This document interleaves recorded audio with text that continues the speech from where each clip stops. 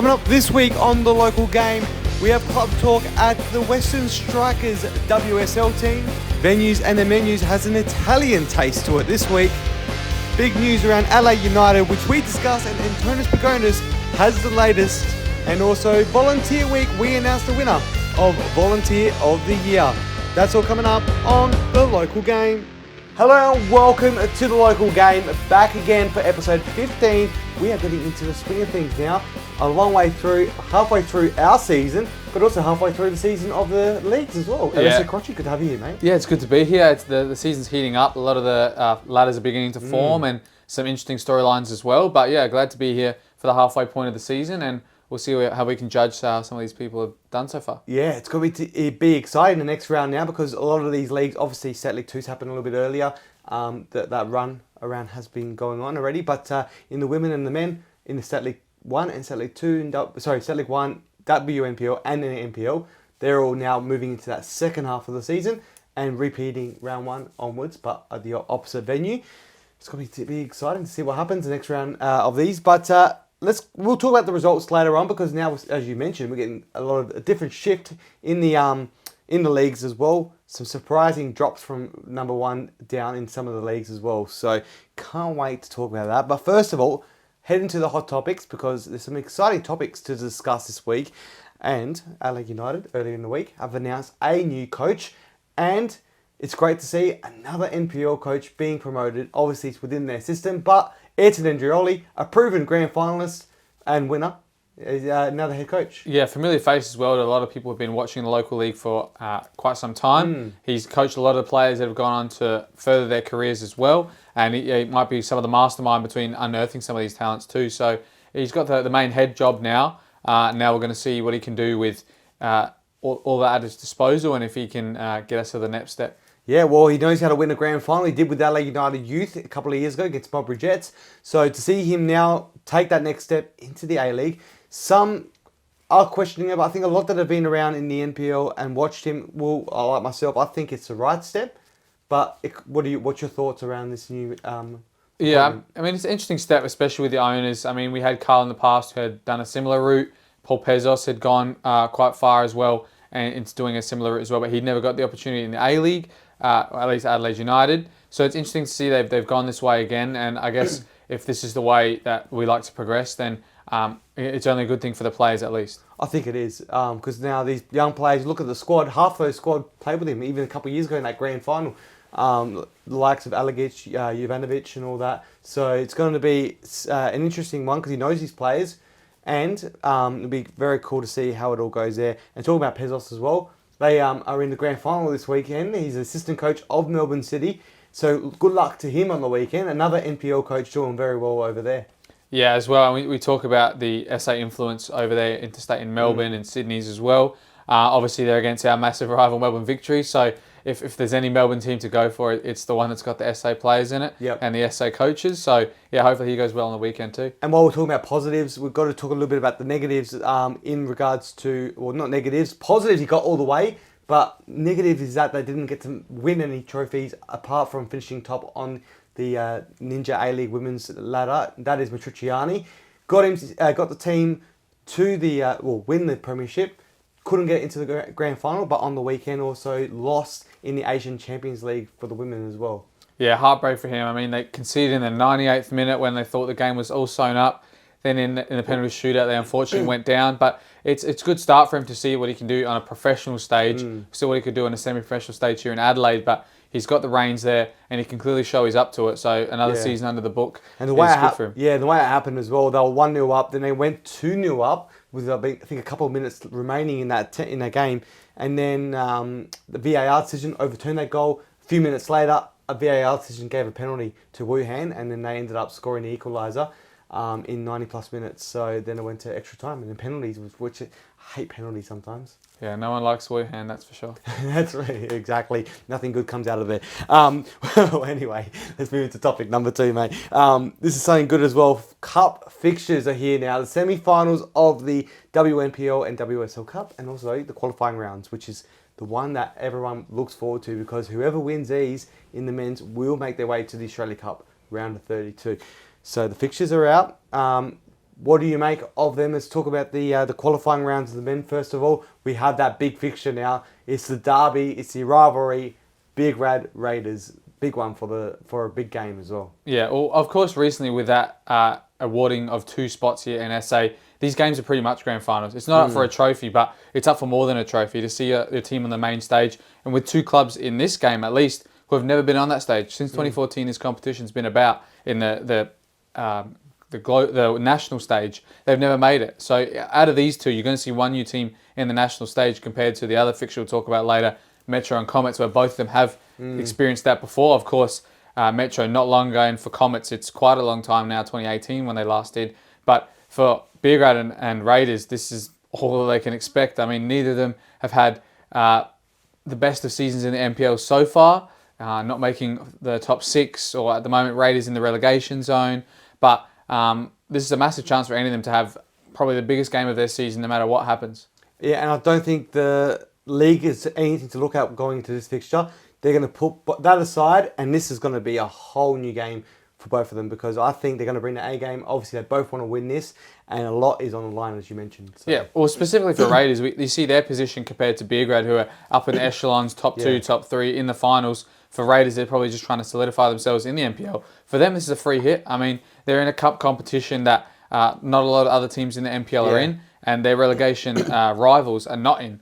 And this is obviously a midweek fixture, so if they stay fit, it's a free hit for Raiders. Yep, it's going to be a big game nonetheless. So we're looking forward to that one. But also the other one, Metro Stars, they know this competition well, and LA Comets, as you mentioned a little while ago. So it's going to be big. Comets were there last year, didn't win, but now they get the opportunity to try it again. But it's not going to be an easy task against Metro Stars.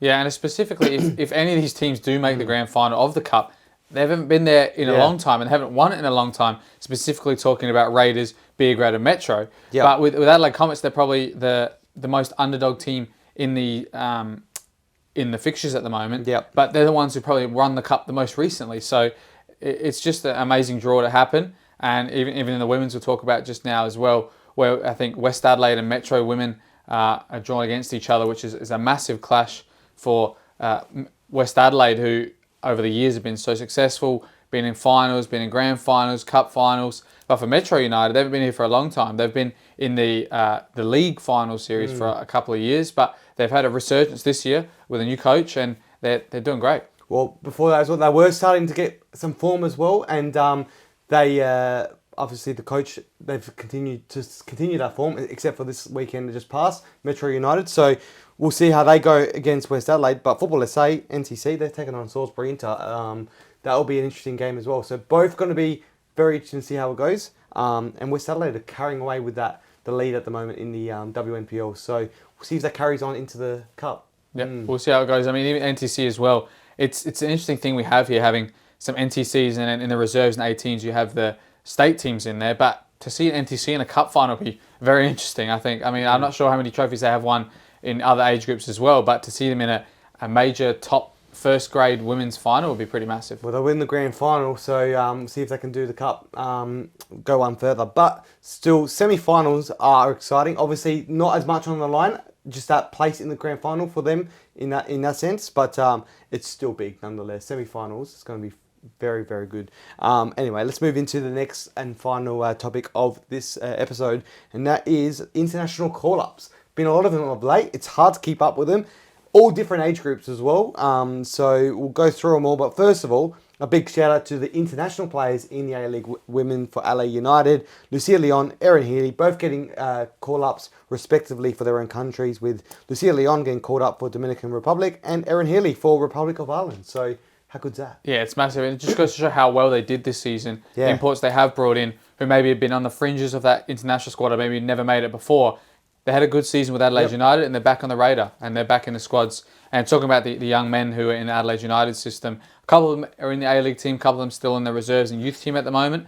But again, it's fantastic to see how many people from SA, not just only Adelaide United, have been making these squads. And it's from under 16s all the way to under 23s, and probably almost a third of the squad is an SA team. So exactly. And just back on the women one as well, is that the that's off the back of Claudia Jenkins getting an international call-up as well for New Zealand. So it's great to see them getting recognised. Yes, and as you mentioned, under 16s, under 18s, under 20s and under 23s. And all up, we have the 11 players across the 4 grade. So very good. Some regular ones there that have been called up, but even Harry Crawford is an amazing one, under 18s. His first it's great as well, to see, yeah. So well done to them, and we love to see that, and hopefully they can continue on with the call-ups. And obviously the 4 regulars in the under 20s who won the Asian Cup as well. So anyway, we are going to... That's hot topics. There was some big topics there this week. Yeah, it's massive. I mean, it's halfway point of the season, but for some of the players who you might not hear about much with the A-League not going on at the moment, it's finished, they're still keeping up with their international football, and you see them at your local grounds as well, so it's great. Yeah, you will see them around. I saw Jovanovic at the Cup game last week as well at Belgrade. That was a very good game, I must add. 3-3 thriller. So anyway, they went to penalties. That was very good. But anyway, we are going to wrap things up before the... well, actually, not going to wrap things up. No, don't still stick around. Jeez. No, we're going to go into club talk. That's it. We're going into club talk. And then we'll wrap things up. But right now, let's go to club talk. It is WSL this week. Caught up with the women down at the Western Strikers, a Western team. Let's have a look at their club talk from this week. Welcome to the Western Strikers Senior Women's Team Training. I'm Ana. I'm Dani. And we're going to go around and ask some questions. We're currently... We're currently 6th in the league. Yeah, the 6th best team. Yeah. Yeah, good one. First, we've got Captain Lauren Townsend. Everyone go for a run by yourself. What's your favourite thing about playing at Western Strikers and why? I think the favourite thing for me about playing at Western Strikers is like the family feel. So for me, as you can tell by my accent, moved here from the UK and these July. Woo! And yeah, these girls become my family, so that's probably one of my favourite parts. Okay, so if you had to be in an island with, then you pick 3 people from the team, who would you choose and why? Deserted island, lava around, you got no way out. I would pick Ellie because, I mean, she just makes anything fun and she's full of positivity.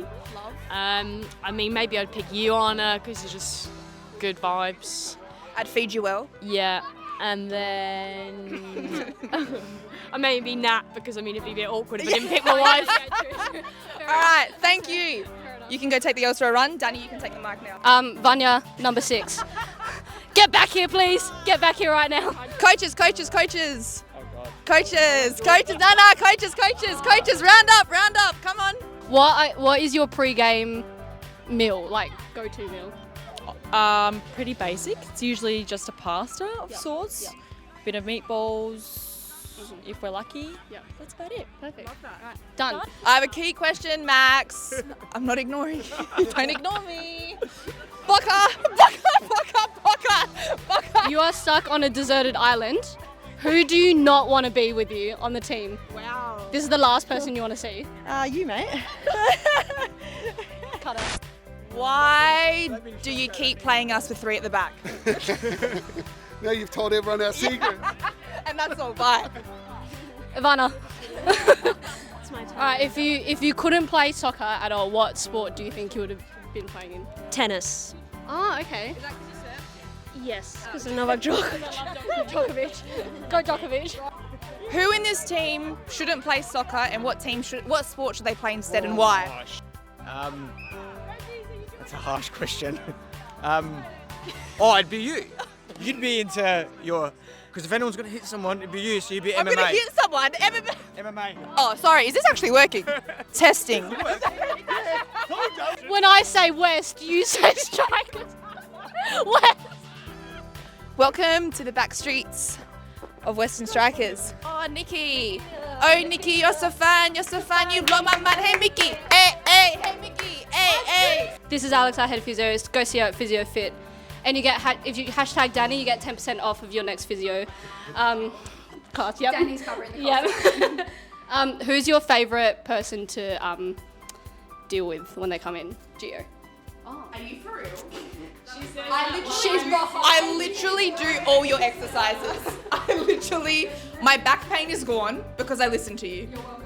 Oh, I'm leaving. Speaking of Geo, what is your pre-game song? You're talking about it just before. What do we listen to? Brazilian funk. Ah, are you from Brazil? Yes. How long have you been in Australia for? 8 years. Wow. What's the difference between Brazilian soccer and Australian soccer? The Brazilians are way better. What are you doing? I'm getting while we're here. Our star pupil is injured. That's crazy. Oh, okay, yes. So how does it feel playing a different position every single week? No comment. I'm obviously not good enough for anywhere, but that's all good. Can we get in real close on the ASMR experience here? Why do you want people to come eat here? Oh, I mean, if you watch my socials enough, you understand. I'm good. What's the Instagram name? Freedom Panini Bun Cafe. Heard it here first. What's the best food here? Definitely the chips. Yep. Chicken salt, house-made. Polpetti, again, house-made. And the arancini. Can't go past arancini. Fantastic. Agreed. Do you? Yeah, fantastic. Post-game feeds, 10 out of 10? Thanks for following our journey, our Western Strikers.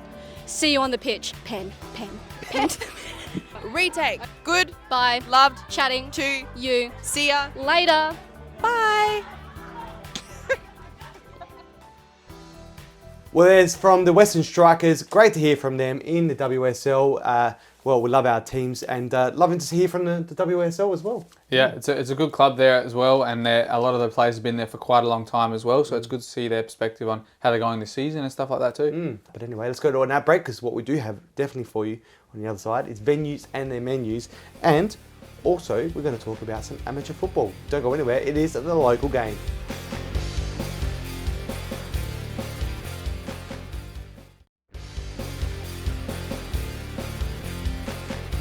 Welcome back to the local game. It is great to have you back on board. We're about to get into venues and their menus, but before we do, let's talk about some amateur football. The amateur football league is very hot at the moment. We've got a few more of the clubs coming into the state leagues next year, which I'm looking forward to. Angervale, they're currently on the bottom of their Sunday division, but on the weekend, Elizabeth Downs got a 3-0 win against second place Savoy, who are from Port Pirie, the rivals of Northern Demons. Yeah.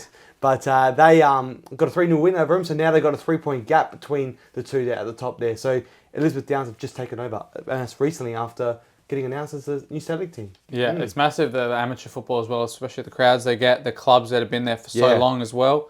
But yeah, it's interesting to see this select game as well that we're about to talk about. Absolutely. Well, that's what we're going to mention. On June, long weekend was coming up. So the CSL, it happens every year. It's the Inter-Association Amateur Challenge. So it's for 2025. It's happening at a regular venue we know, which is the Smith Partner Stadium, the home of the Modbury Jets. But we've got to actually reiterate this.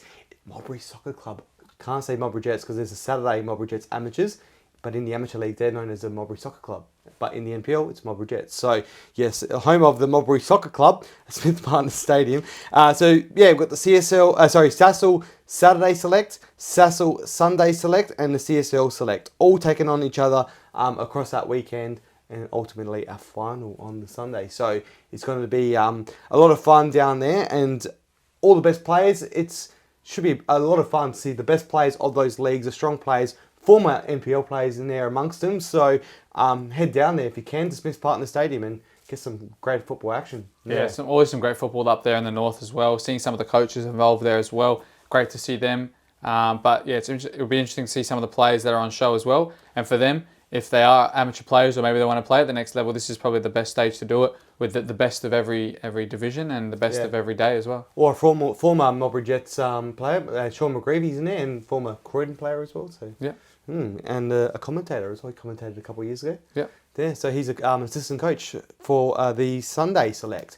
Anyway, let's head into the next segment, which we love. It is, yes, venues and their menus. Had to bring it back once again. It's a semi-regular occurrence on this show. But in the hot seat this week is two Italian teams, actually. They come up against each other. They're fierce rivals. They are, well, Metro Stars and Campbelltown City. They both host Thursday night dinners.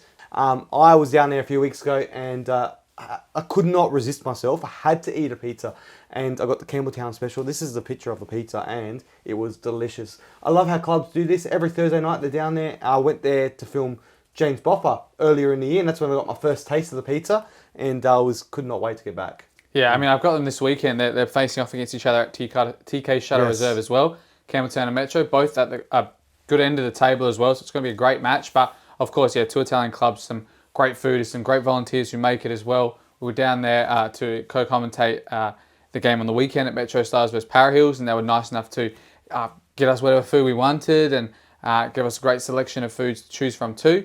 But yeah, it's good to see they do it on Thursday nights as well, and they involve a lot of the public as well. I mean, so many of these clubs in this league, they do the Thursday night dinner for the players, the coaches, whatever, but it's good to see clubs that involve external people. They want to come, the dinner's here, the food's good at price, then come and have it. So it's good to see these two teams that are involving everybody. Yeah, exactly. And Metro Star, they do the Dinner with the Stars, what they call it. It's on their social medias. It's different every week, but there is pasta on there semi-regularly as well. So and we got a taste of their pasta on after a game. They do great pasta for players afterwards, which I love to see. All the clubs do a great job of feeding their players after matches, and we got a taste of what it would be like on a Thursday night. And I've got to say, that pasta, I was full. I already eaten beforehand. I bought myself a burger, which I didn't take a photo of, and chips and gravy. I was that starving, I didn't take a photo for content reasons. But unfortunately, I didn't get that. But I did try some pasta later. I was over full by the end of it. You got yourself covered in sauce. Yeah, I did. I mean, every time I eat that, you can't wear anything white. But no, it was great food there as well. Came out so quick as well. I mean, all the players had theirs ready as soon as they came out from a shower. They had the rest for any of the public that was there to eat as well. And yeah, they were very generous in giving that to us. Yes, they're a lovely club. Both of them are, and all clubs are. I love this game. I love football. I love it. It's so good. But anyway, that's venues and their menus. And thank you for sending some messages through as well. Someone said I think it was the burgers down at Playford are really good as well. So had one of them too. Yeah, Albie down there as well. One of the assistant coaches. He makes sure that at half time he says, whatever you want, I'll put it at the front of the bar for you. Get it done before he even gets in the change rooms and listen about the team talks. He's got it there for you. So I'm excited to go down there to Ramsey Park soon as well. Yes, that must be the reason why they haven't put me on a game down there yet, because they know I'm going to eat it out. So anyway, eat out the canteen. Anyway, let's head to a break on the other side. We have results coming up for you. Don't go anywhere. It is the local game.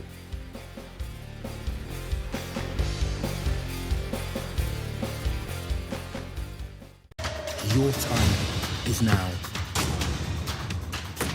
When passion runs through you, become your own hero.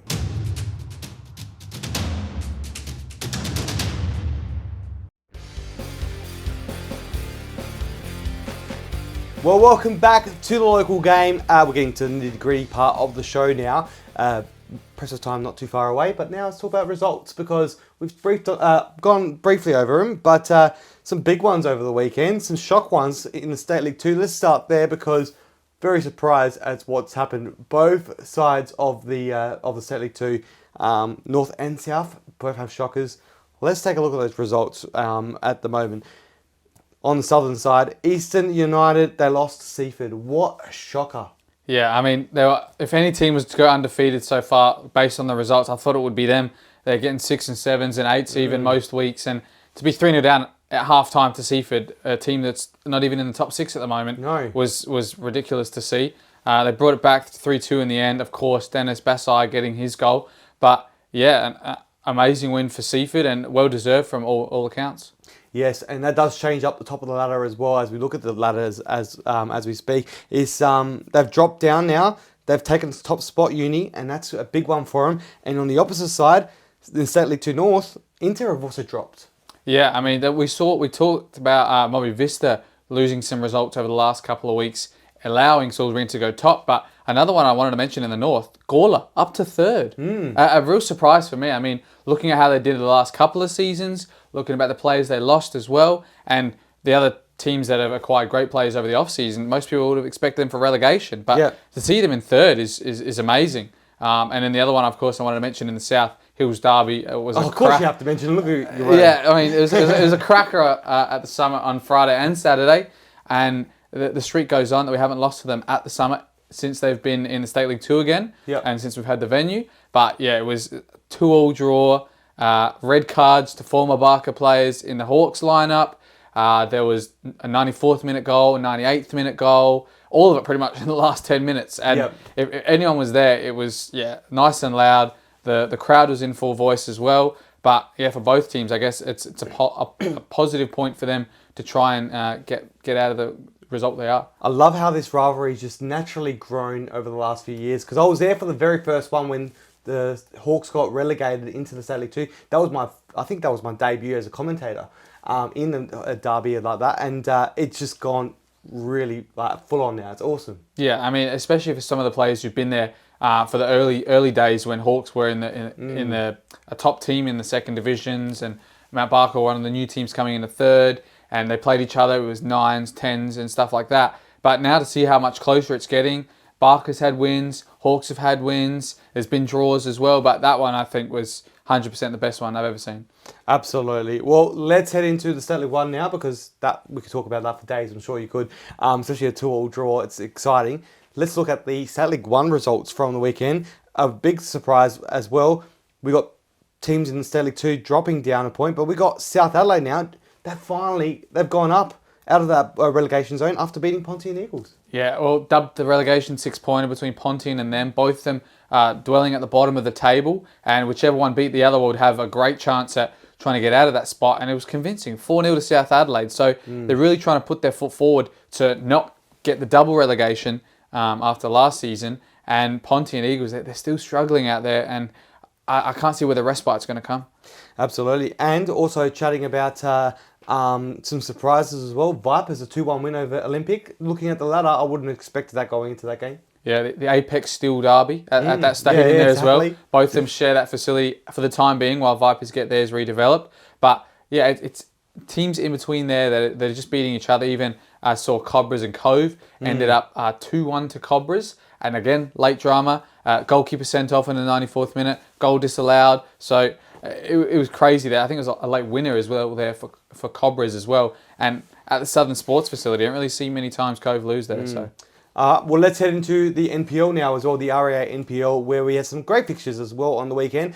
The one I was at was surprising. Let's take a look at those results, because I was expecting in the last 6 times they met up, there's been a minimum of 3 goals. In the last 5 times they met up, a minimum of 5 goals. I'm talking about Modbury Jets, Adelaide United, ended in a 1-0 win. Crazy. Adelaide United have only beaten them in the last 6 years since Modbury came up into that into the NPL. They've only beaten them the once, and that was our grand final. So they finally got the second win. Yeah, it was great for them as well. Unfortunately, it was a red card to young Fabian Taladera in the end. But it's a good showing for Modbury Jets. I mean, their position on the table suggests that maybe they're not competing up there with the top teams, but doing that well against Adelaide United, who've been on a great run of form recently, it goes to show how tight this league is. And if you're not beating the teams around you, you might struggle. Yes, and even tight with the Parry Hills game 2-1 with Metro Stars. But Campbelltown, a 1-0 win over FK Belgrade. Belgrade went from 2nd down to 5th, and Campbelltown now in the top 4. Yeah, I mean, Belgrade as well with ridiculous form. I think it was 5 wins in a row, maybe 6 if you include the Cup, which they won on penalties. But for both those teams, you could tell which one ended up having more fitness over the 90 minutes. I mean, Belgrade had to go all the way to penalties midweek on a Wednesday, while Campbelltown on a Tuesday only went to 90 minutes, lost out, didn't really get too many injuries they picked up, so they could go straight into the Saturday with all confidence. And it was unfortunately an own goal that decided the fixture, but I think it was great performances from a couple. I got to shout out my cousin, had a great game, made our team of the week as well. Oh, there you go. So he's done well, and Campbelltown, they're back where they belong, I think, in the top 6. Yeah, it was James Carrocci you were mentioning there, so well done to him to making an impact in that game.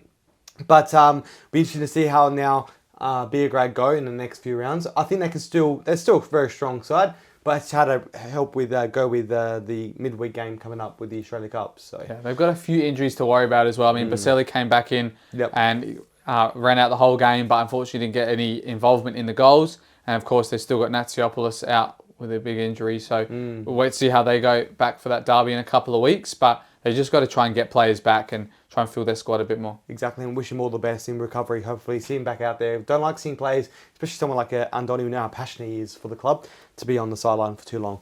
Let's head into the WNPL right now as well, because there's some big results there as well. Something surprising, and you might catch your eye straight away as those results come up. It's Flinders United 5-1 win over Metro. That's a massive win away from home as well. And Metro were 1-0 up as well. Yeah. So I did catch a little bit of this because this was before the game that I was on in the men. And yeah, Metro were looking like the better team. And then Cote Rojas, one of the best players in this league, 6-minute hat trick, turns the game around, get a couple more in the first half, and it's 5-1 before you know it.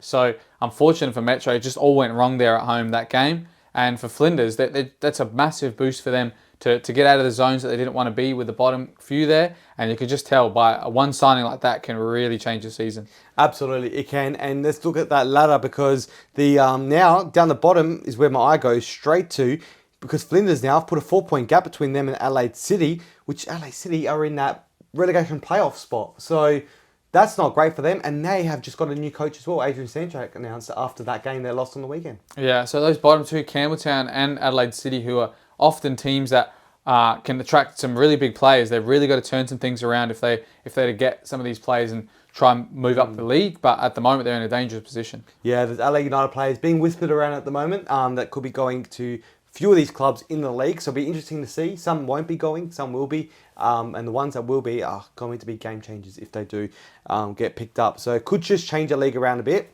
But we'll see how that all pans out. In the WSL, let's look at those results, because Grove had a 3-2 win over Sturt. That's massive. Yeah, and we actually saw this one on the app SofaScore, which you never really see WSL games on there. But that's weird. There was there must be someone with an iPad there. They're really trying to broaden their horizons, because they've got a lot of them at the State League 1 reserves, men's. So they're really trying to broaden them. And we saw 3-0 Grove in the first half, and we're saying, is this right? Is this men's, women's? What is this? What is this game from? Have they got the wrong teams on there? Because it said Premier League game. So we looked it up, and it was true. Elizabeth Grove 3-0 up.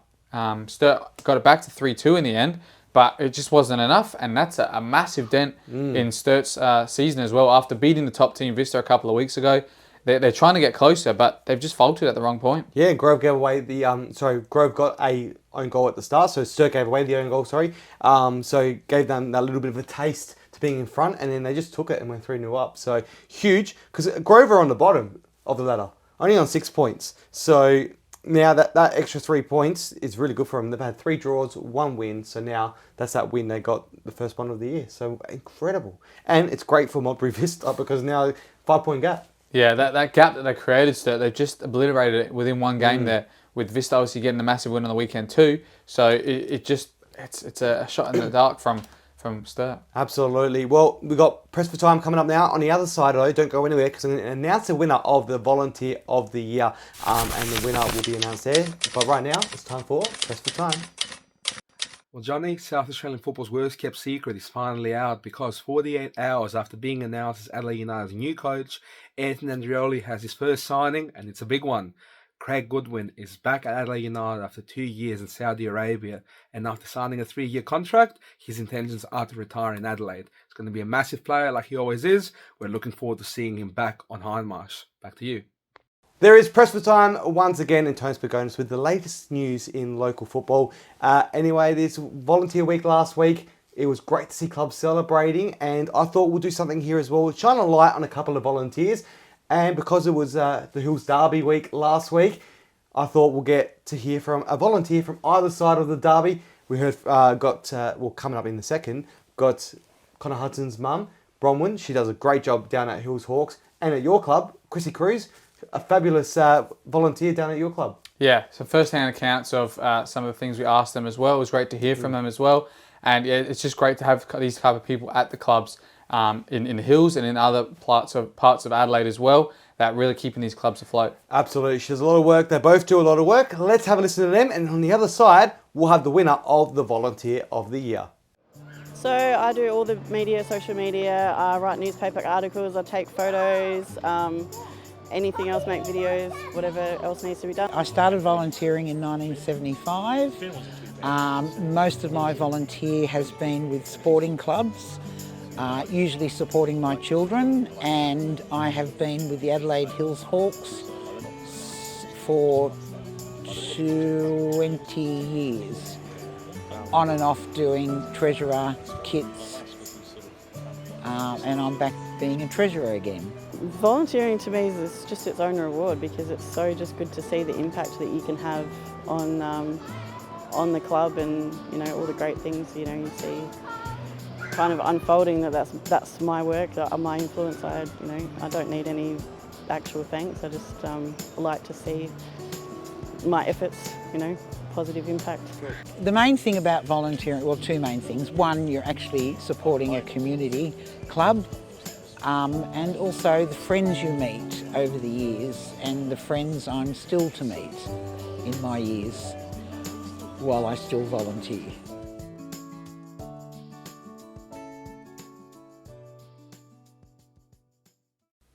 And it's something we love doing every single year. It is Volunteer of the Year, and the winner of Volunteer of the Year is up on the screen right now. Congratulations to them. They are winning themselves a volunteer gift pack, a thank you pack from Macron Sports Hub Adelaide and the local game. We will deliver that to you. We'll get in touch with you, but congratulations. It is great. Thanks to Macron Sports Hub Adelaide for helping us with that the giveaway as well. Some great gear in there as well. So some gloves maybe to keep you nice and warm, and some other things as well. Yeah, Volunteer Week just gone as well, so it was great to see a lot of clubs promote the volunteers they do have at the club, and yeah, it's again good to see that one of them's being rewarded this time, but yeah. Absolutely, and we want to do more of these throughout the year as well, so hopefully we can reward volunteers and those around the game as well, but even just reward them by saying thank you to them when you see them around the grounds, because if it's not for them, you wouldn't have a game to go to, or you wouldn't have that nice cold beer in your hand, or a warm chivap roll as well. So anyway, and you wouldn't have a game to play because you need them for your games. 100%. You need them on the lines. You need them doing the team sheets. You need them running trainings, and it's specifically hard for some of the lower clubs who are not that experienced, haven't been around, haven't got many people that stayed around for such a long time. So the ones that do, they're ever more important. Absolutely. Well, that is all from us this week. Alessio, thank you once again, and good luck this weekend. Thanks for having me, Johnny. It's been great as well, and yeah, it's not getting nice and cold now, so everybody stay safe, and make sure you wear your gloves and warm gear in the scaffolds too. Yes, exactly. I love what you wore last week in the club talk. Yeah, the nice snoods they're in. Anyway, double. Yes. Snood and a beanie, I reckon, this week. Exactly. Anyway, have a great week. We'll see you all next week. It's a local game. See you later. Brilliant.